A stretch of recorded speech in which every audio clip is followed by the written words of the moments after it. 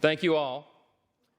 First, a few words of gratitude. I want to thank Leader Jeffries. I do look forward to working with you on behalf of the American people. I know we see things from very different points of view, but I know that in your heart you love and care about this country and you want to do what's right. And so we're going to find common ground there, all right?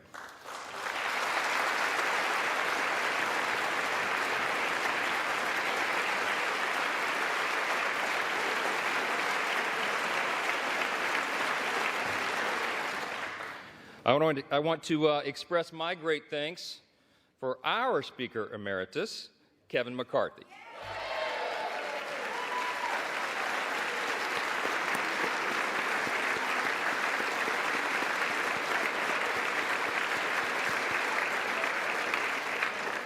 Kevin has dedicated over 2 decades of his life to selfless public service, 16 of those years in this House. And you would be hard-pressed to find anybody who loves this institution more or has contributed more to it. He is the reason we're in this majority today.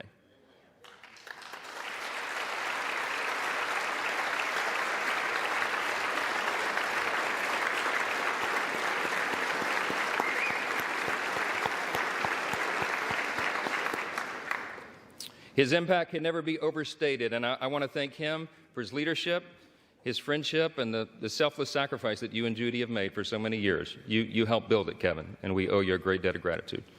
I want to thank the dedicated and overworked staff of this beleaguered House.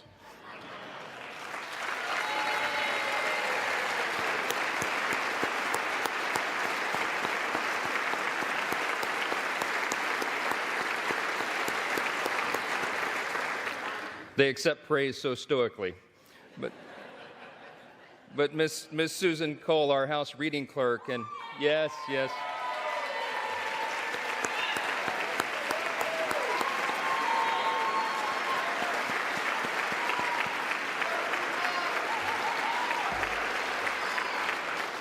Listen, all the clerks and all the staff, you know they're terribly overworked. This has been a grueling process, but they have served an integral role in keeping our republic, and we thank them for that service. I know we all do.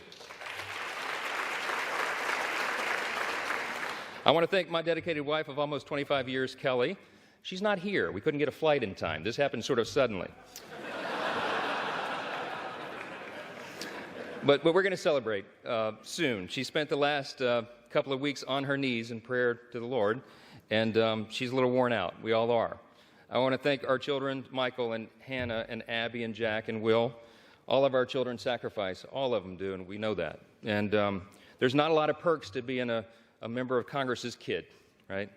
And so I want to thank all of your families as well for what they endure and what they've had to endure for the last few weeks. We've been here a while. Yeah.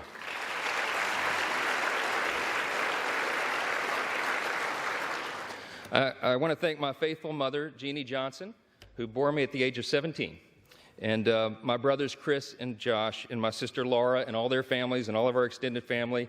In Louisiana, family's a big deal, and we got a bunch of them. I especially want to thank all the extraordinary people of the great state of Louisiana.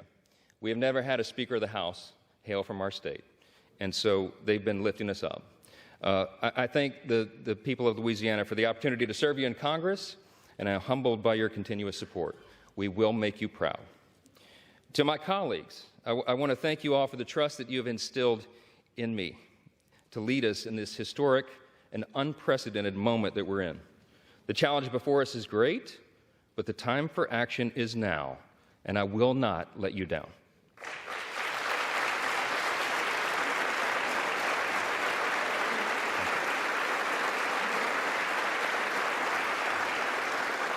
I want to say to the American people, on behalf of all of us here, we hear you. We know the challenges you're facing. We know that there's a lot going on in our country, domestically and abroad, and we are ready to get to work again to solve those problems, and we will. Our mission here is to serve you well, to restore the people's faith in this House, in this great and essential institution. My dad, it was mentioned, my dad was a firefighter. He was an assistant chief in the fire department in my hometown of Shreveport, Louisiana, a little town in northwest Louisiana. On September 17, 1984, when I was 12 years old, he was critically burned and permanently disabled in the line of duty. All I ever wanted to be when I grew up was the chief of the fire department in Shreveport. But after the explosion on that fateful day, he nearly died, and it was a long road back, and it's changed all of our life trajectories. I'm the oldest of 4 kids, and my dad, he lived with pain all the rest of his life for decades more, and I lost my dad to cancer 3 days before I got elected to Congress, 3 days. And he wanted to be there at my election night so badly. I'm the first college graduate in my family. This was a big deal to him. And so it was several weeks after that. It was early 2017. It was my freshman term, and it fell to me to be in the rostrum one night to serve here as Speaker Pro Tem. I thought that was a big deal until I figured out that's what you do for freshmen late at night. And I think if my memory serves, Miss Jackson Lee was winding down one of her long, eloquent speeches. And not that I was not enraptured by her speech, but I looked up at the top in the chamber there, and I saw the face of Moses staring down. And I just felt in that moment the weight of this place, right? The history that is revered here and the future that we are called to forge. And I really was just kind of almost overwhelmed with emotion.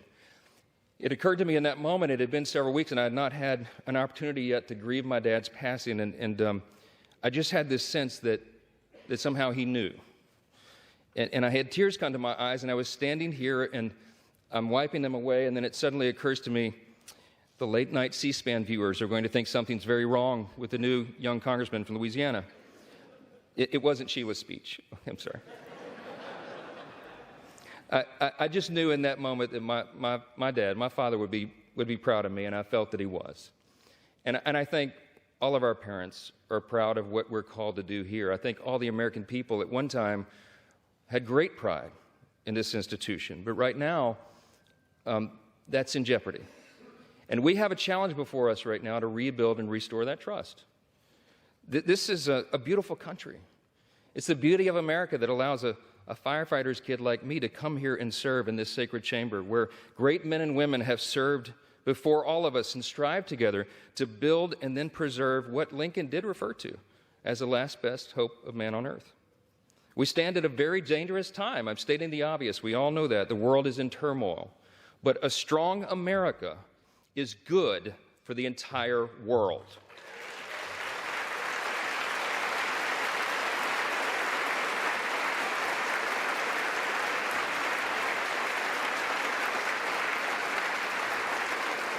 We are the beacon of freedom, and we must preserve this grand experiment in self-governance. It still is.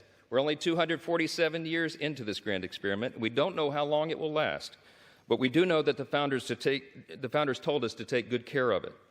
I want to tell all my colleagues here what I told the Republicans in that room last night.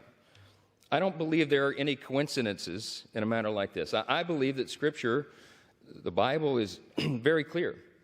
That God is the one that raises up those in authority. He raised up each of you, all of us. And I believe that God has ordained and allowed each one of us to be brought here for this specific moment in this time. This is my belief. I believe that each one of us has a huge responsibility today to use the gifts that God has given us to serve the extraordinary people of this great country, and they deserve it, and to ensure that our republic remains standing as the great beacon of light and hope and freedom in a world that desperately needs it.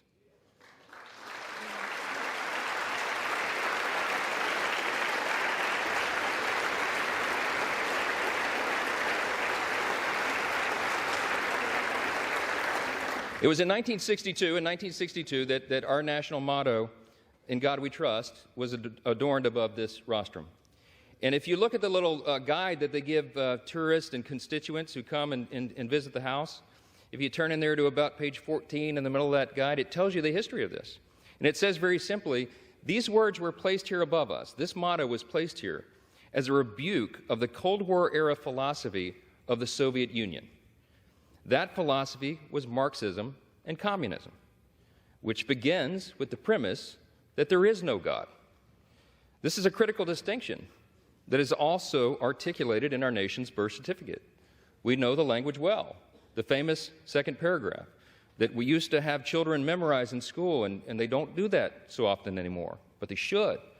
G.K. Chesterton was the famous British philosopher and statesman, and he said one time, America is the only nation in the world that is founded upon a creed. And he said it's listed with almost theological lucidity in the Declaration of Independence. What is our creed? We hold these truths to be self-evident, that all men are created equal, not born equal, created equal. And they are endowed by the same inalienable rights, with the same inalienable rights: life, liberty, pursuit of happiness. That is the creed that has animated our nation since its founding, that has made us the great nation that we are. And we're in a time of extraordinary crisis right now. And the world needs us to be strong. They need us to remember our creed and our admonition. Turmoil and violence have rocked the Middle East and Eastern Europe. We all know it. And tensions continue to build in the Indo-Pacific. The country demands strong leadership of this body, and we must not waver. Our nation's greatest ally in the Middle East is under attack. The first bill that I'm going to bring to this floor in just a little while will be in support of our dear friend Israel, and we're overdue in getting that done.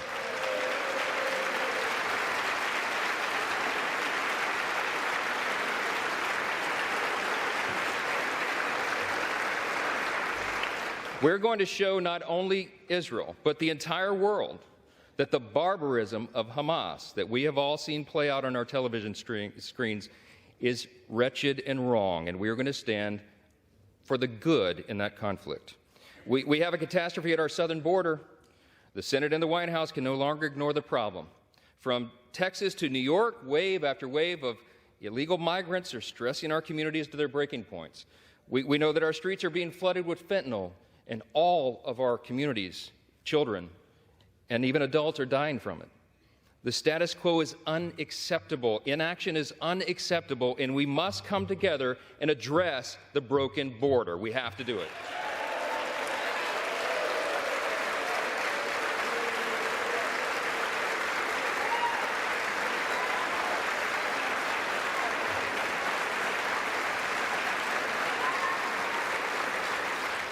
The skyrocketing cost of living is unsustainable, and Americans should not have to worry about how they're going to feed their family every week because they can't afford their groceries anymore. Everybody in this room should think about this. Here's the stats. Prices have increased over 17% in the last 2 years. Credit card interest rates are at the highest level in nearly 3 decades, and mortgage rates are now at a peak we haven't seen since 2001. We have to bring relief to the American people by reining in federal spending and bringing down inflation.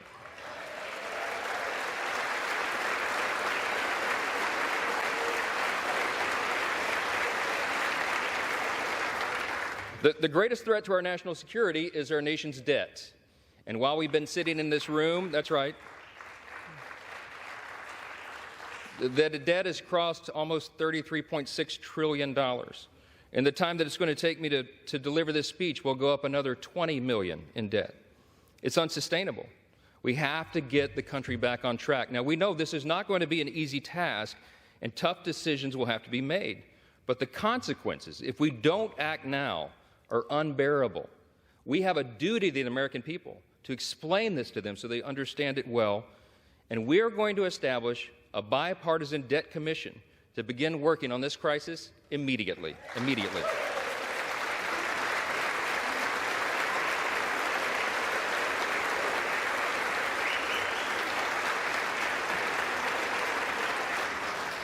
We all know that we also live in a time of bitter partisanship. It was noted, and it's been on display here today, right? When our people are losing their faith in government, when they're losing sight of the principles that made us the greatest nation in the history of the world, I think we got to be mindful of that. We're going to fight. We're going to fight vigorously over our core principles because they're at odds a lot of times now in this modern era. We have to sacrifice sometimes our preferences because that's what's necessary in a legislative body. But we will defend our core principles to the end. In his farewell address, thank you. In his farewell address, President Reagan explained the secret of his rapport with people. And I like to paraphrase his explanation all the time. He said, they call me the great communicator, but I really wasn't that. He said, I was just communicating great things. And they're the same great things that have guided our nation since its founding. What are those great things? I call them the 7 core principles of American conservatism, but let me concede to you all, I think it's really quintessentially the core principles of our nation. I boil them down to individual freedom, limited government, the rule of law, peace through strength, fiscal responsibility, free markets, and human dignity. Those are the foundations that made us the extraordinary nation that we are. And you and I today are the stewards of those principles. The things that have made us the freest, most powerful, most successful nation in the history of the world. The things that have made us truly exceptional. In this time of great crisis, it is our duty to work together, as previous generations of great leaders have, to face these great challenges and solve these great problems. I will conclude with this. The job of the Speaker of the House is to serve the whole body, and I will. But I've made a commitment to my colleagues here that this Speaker's office is going to be known for decentralizing the power here.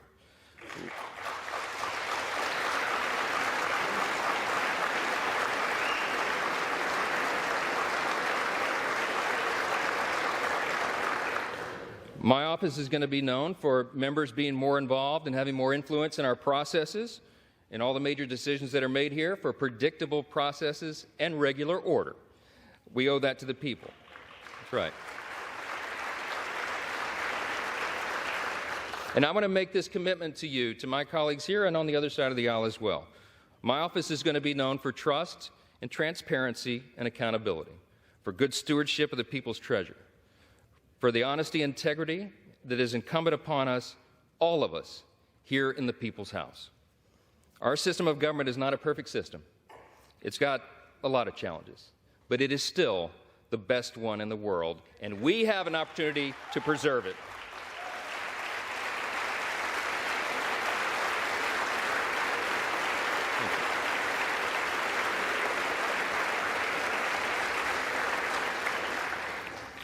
Last thing I'm going to say is a message to the rest of the world. They have been watching this drama play out for a few weeks. We've learned a lot of lessons, but you know what? Through adversity, it makes you stronger. And we want our allies around the world to know that this body of lawmakers is reporting again to our duty stations. Let the enemies of freedom around the world hear us loud and clear. The People's House is back in business.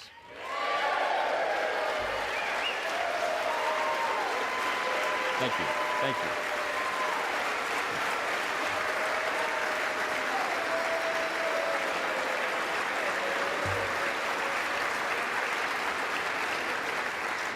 We will do our duty here. We will serve you well. We will govern well, and we'll make you proud in this institution again. We're going to fight every day to make sure that is true. I look forward to the days ahead. I genuinely believe in my heart that the best days of America are still ahead of us. God bless you, and God bless the United States of America. Thank you.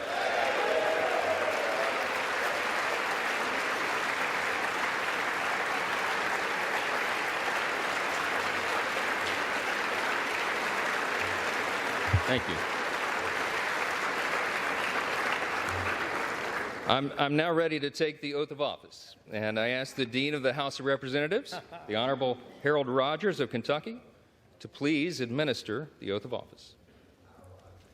Mr. Speaker Designee, congratulations on your election. Thank you, sir. When our founding fathers chose a bold, new, and innovative new self-rule government, it was met by deep skepticism by the world's monarchs. They said self-rule is only a dream. Our founders said they're right.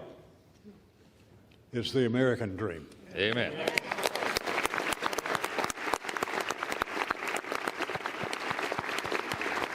Now it's our dream. We're in charge. The speakership of the United States House of Representatives is the crucial outpost for the well-being of the people's government, the keeper, if you will, of the dream. Sir, if you wish to assume this awesome responsibility, please raise your right hand. Do you solemnly swear that you will support and defend the Constitution of the United States against all enemies, foreign and domestic, that you will bear true faith and allegiance to the same, that you take this obligation freely without any mental reservation or purpose of evasion, and that you will well and faithfully discharge the duties of the office on which you are about to enter. So help you God? I do, so help me God. Congratulations, Mr. Speaker.